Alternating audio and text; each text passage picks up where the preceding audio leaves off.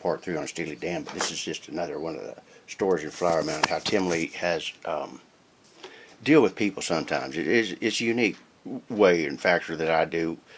So at one point I was trying to build a building because I was getting tickets for my semi-truck being in my yard, and I have a problem of getting rid of stuff. I collect things. Because I don't have a bunch of cool tools, I will save things, different shapes, different things. Matter of fact, I got a patent. Okay, this is how I work. See this thing? Gearhead? Okay? That was a piece of trash on the ground, and I patented it. Okay?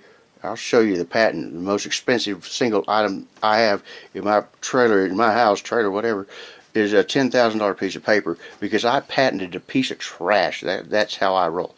But anyway, I'm trying to build this building. I have a buddy of mine, Larry Basilian, that is an artist, architect, and he hand draws a set of prints for this building that I want to build.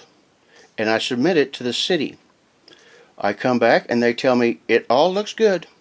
Everything's good. But you got to have it on an engineered set of drawings. I'm like, okay. So I pay somebody $1,500 to basically duplicate what Larry had already done. And Larry, I mean, it's specific. I mean, it gets down to the nuts and bolts with a thread count on the nuts and bolts. It's accurate. It's good. I'm like, okay, I'll do that. So I go and spend $1,500 to have Larry's work redone. Right? I thought Larry's work looked better. It was, colorful. He shaded it in and all kinds of shit. He went overboard with it. He was badass. But I go back, and I think the guy's name was Zarate, big fat guy. Okay. He calls me back up a couple of days later and tells me, well, got some bad news for you, fella. He goes, it's just a little too big. Just a little too big. Can't do it. And I'm like, wait a minute, dude. Are you freaking kidding me? I just spent $1,500 on some engineered drawings on the exact same dimensions, and you're telling me now I can't build it? I'm like, what? So, needless to say, okay. Now, had he worked with me, I could have put a catwalk, which I was planning on doing from my house to the garage, so I could just come out of my bedroom and just walk across and go to my shop, whatever, okay? I didn't put that on there because I didn't think I had to, okay? But he tells me all the reasons, but you can make it as big as a garage. I'm like, I already have a garage. I need a shop. So, I'm not able to build the building. Move forward a few years, okay? Now, I am buying and selling motorcycles out of my garage. And the city clearly has, if you do this, any of the inventory has to go into the garage at nighttime. And it does. I don't leave the motorcycles parked out of my driveway. And I would also, okay, pull the bikes out of my garage and then park them in front of my driveway so that nobody could just pull into my house. Because, trust me, when you do this, people just start showing up that you don't know, and they want to start hanging out. And, and I just didn't like it. But one day I'm in the process of putting those bikes in my driveway. And for the entire time I lived at my house, there was always a for sale sign in the yard. Now, people, what's for sale? Everything south of that sign is for sale. If you want to buy the shingles on my roof, you can buy them. It's going to cost you. But anyway, so I'm putting these bikes out in the front yard. And here comes 3 people from the city. That fat guy's right, some young kid that just gets started, some gal sitting in the back. And I see him sitting up across the street on 1171 with a camera taking pictures of me. So, I do what I do, and I'll rock over there.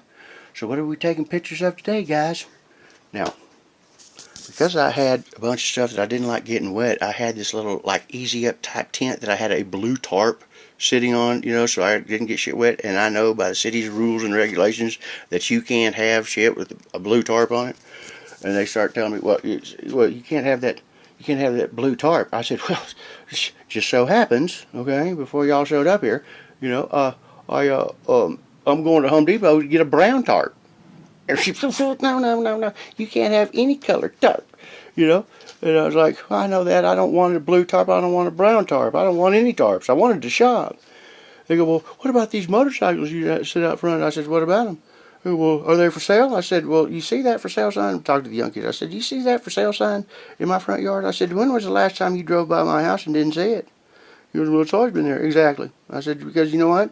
Anything south of that sign is for sale. And I said, but I parked those motorcycles out in my freaking driveway because I don't want people pulling into my yard. And just at that point, a friend of mine comes pulling in the one bike that I didn't have in that one spot, he pulls in. And I said, did you see that? Did you just see that? Because I'm over here talking with you people, that guy just pulled in my yard, and I was not able to put that motorcycle on there. Now I got somebody in my yard I don't want.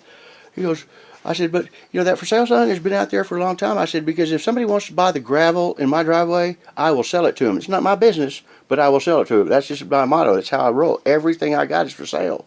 I said, but you want to know about that blue tarp thing? And I pointed over to the fat guy. I said, because of you, fat man. You know, I was like, literally like, because of you, fat man.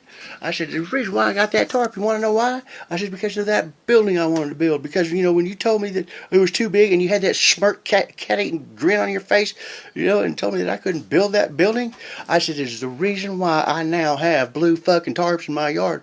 I said, because of you, dude, I don't have a shop with my truck and everything can sit inside, not offending anybody. I have a goddamn blue tarp because of you, man. I said, so next time, you know, somebody presents you something with the opportunity to make it so that everybody wins, you should work with them and not against them. I said, because now I'm going to go buy a brown tarp, and I don't want any tarp, but thanks. And from that point on, for the remainder of the period I was there, they never fucked with me. Even though, you know, I'm not one of those guys, man. I always liked a nice yard. I lived in a nice yard. I grew up on golf courses. I was a rich kid growing up, so I know what it's like to have nice shit. And a nice yard, I like that. I don't like garbage in my yard. But at the same time, I just collect stuff that probably shouldn't be in the yard. But anyway, that's just another Tim Lee story. Bye.